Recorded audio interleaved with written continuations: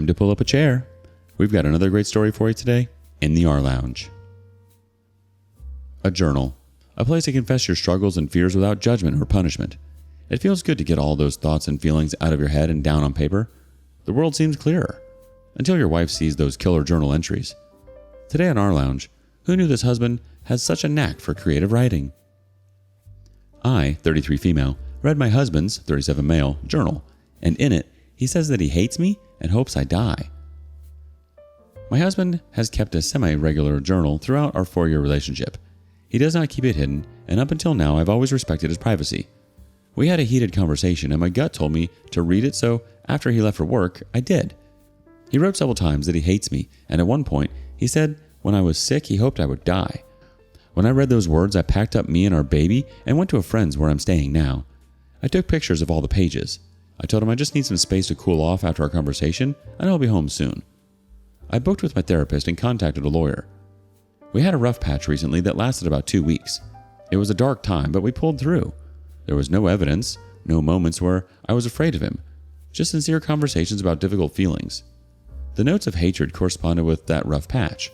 The rest of the journal is tame and reflects the man I know and love, mostly little self-pep talks around work and family stuff, goals, habit tracking. He has sent me several more messages since I left. He says he's glad I'm taking space for myself, that he looks forward to reconnecting when I come home. It's okay to have a little hiccups, that he loves me, etc. I was sure our relationship was over the moment I read that he hates me, or even the moment I felt that need to violate his privacy. But the warm messages in the rest of the journal have me wavering a little. I understand the need to blow off steam when things are tense, and journaling is a healthy way to do that. But never in even our darkest moments have I fantasized about his death. Splitting up, maybe, but this feels so sinister.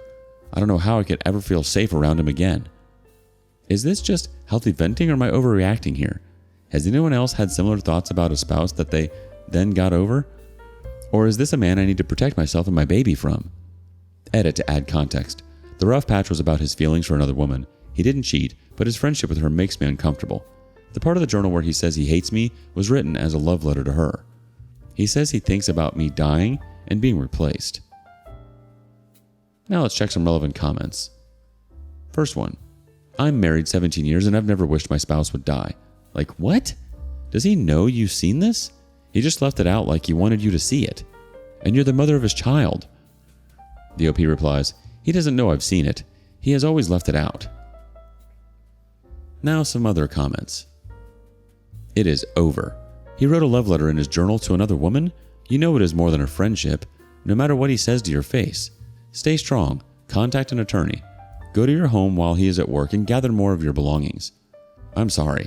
Don't believe his words now. He is seeing a strong woman stand up for herself, and reality is hitting him in the face. Someone else chimes in. Email those pictures to at least one person you trust before he finds out you've seen them. I guess keeping a journal is his way of keeping a hater reel. His journal sounds like the sequel to Diary of a Wimpy Kid, except it's Diary of a Petty Husband. I bet if you look closely, you'll find a doodle of you with devil horns.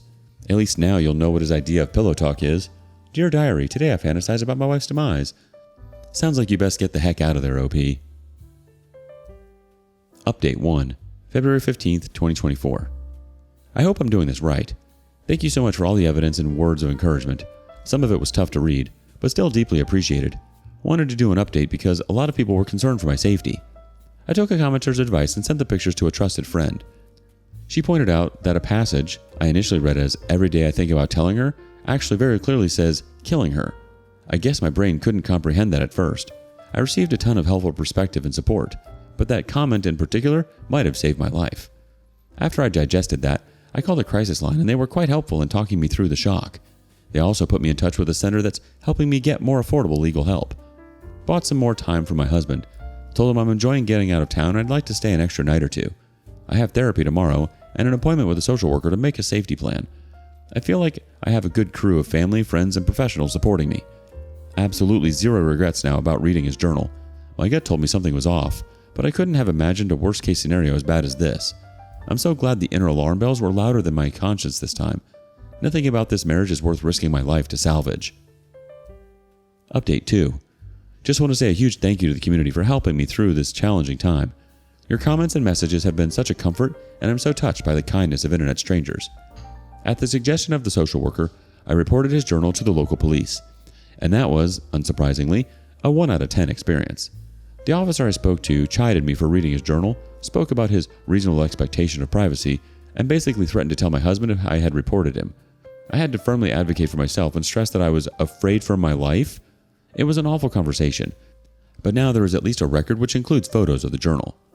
The family lawyer I spoke with advised me to file a protection order right away. The order would ban him from all contact with me and our child, bar him from our residence, my workplace, and any other places I request. He would then have to move to a judge that he is a fit parent to be able to see his daughter again. And then we would go to mediation to try and agree on what visitation would look like. Another wrench in this situation is that we own a business together. I have an appointment with another lawyer this week to discuss what my options are there. The business was my idea. I'm confident I can run it without him, and I want to. But he's put a lot of time into it, and it's the main source of income for both of us right now. It's a good moneymaker, and I'm worried he'd fight me tooth and nail on this. We take turns going in, so I went as usual on Saturday, with a friend and a baseball bat. I continued my act of intending to reconcile, doing video calls with the baby, etc. While I was at our workplace, I found another journal. Page after page, love letters to this other woman going back months. The progression from, "I liked seeing you at the grocery store" to, "I drove past your house today" was wild. He writes about how he's deeply in love with her, can't wait to marry her, etc. He wrote out every interaction he's ever had with her, and the poor woman seems completely innocent and oblivious. Even what he perceived as flirting seems like basic politeness. He mentions a few other times that he wants me to die. The most recent entry was from the day before. He writes to her that he thinks I might be breaking up with him, but that's fine because he never liked me that much anyway. If he's upset about anything, it's just about losing the house and how the breakup will be perceived by our friends and community. Curious if people think I should warn the other woman. It's my instinct not to, at least not before the ink dries on our impending paperwork. I was already concerned about how he might react to being served with the protection order, most worried that he might try to sabotage our business or trash the house. Given how preoccupied he seems to be with his public image, I made a plan to confront him about the journals and use the protection order as leverage. Here's how it went down. I left the journal and my baby with my friend and went to our house with 2 trusted male friends and the baseball bat. They waited on our porch. I told my husband that if they heard anything louder than a speaking voice, they would come in with the bat. I told him I had to tell him something he wouldn't like to hear, and he needed to know that I had already taken steps to protect myself. I told him I read the journals, specifically what he said about wanting me to die and thinking every day about killing me. I said I had taken photos, that they are backed up, and a trusted source also has copies. That I also have the original copy of the journal full of love letters. I wondered until this moment if he had intended for me to find them, but he was obviously blindsided. He tried to say it was just venting, but I told him I would not be taking any chances or entertaining anything he has to say about it. That after reading what I read, I will never trust him or feel safe around him ever again. I told him that no one that knows him knows about this yet. The men on the porch just know that I'm breaking up with him and need support. This was true, aside from the friend that I called to stay with and the other friend I sent the photos to, who lives on the other side of the country.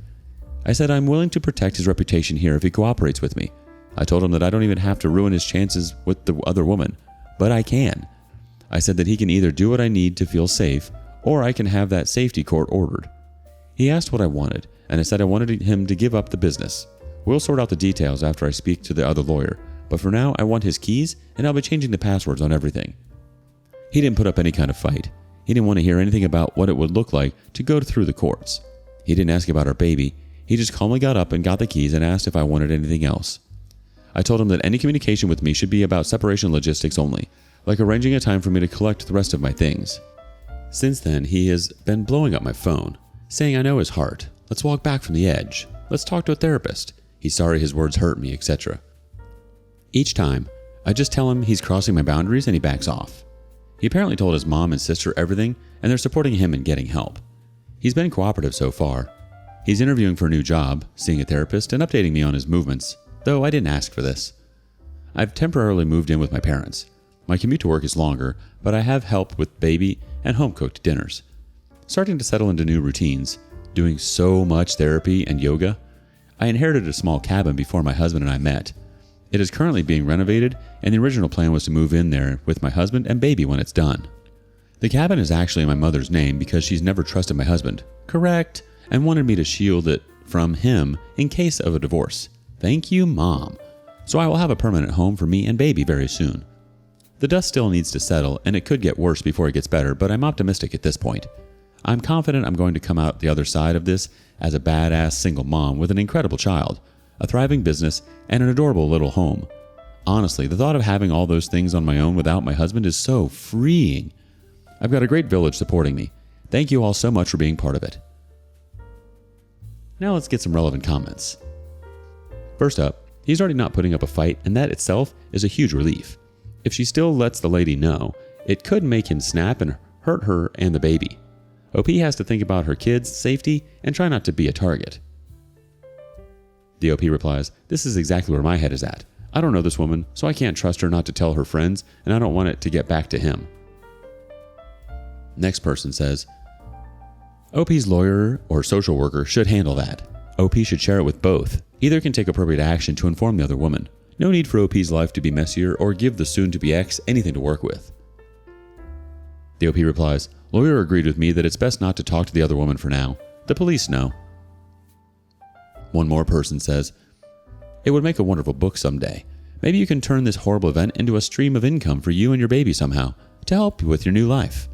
It takes a week just to make the appointments sometimes, lawyers, therapists, but protection orders can come quickly. Please tell us this is real, that you didn't lie to us." The OP replies, "Unfortunately, it is all real. For anyone else in a similar situation that might be reading this, in my area there is a legal center that holds a space for emergency appointments every day at 2 p.m. Protection orders are processed the same day they are filed. That's my understanding. I didn't actually file for one yet. As far as a therapist, I have one I see regularly, so I already had an appointment on the books. After speaking with me, my therapist opened up an additional weekend appointment because I obviously needed the extra support." Now we've got one more reaction from the community. "The Lion, the Witch, and the Audacity. How is there more? I know people write journals as a diary, but never in my life I have heard about a spouse writing down about wanting to someone, especially their lover, to die. Dear Lord. Safe to say, finding those journals saved OP's life, because if OP didn't read them, I worry that it would have come true. Good to hear OP is safe and staying strong, though OP should still be a bit careful." Well, you've certainly stumbled upon a plot twist worthy of a psychological thriller. It's like your life took a sharp left turn into a Stephen King novel. But hey, at least you're not alone in this twisted tale. You've got your trusted friends, a supported family, and a baseball bat for good measure. Keep slaying those demons, and who knows, maybe your story will be the next big hit on Netflix. As for this other woman, she could have been in on everything.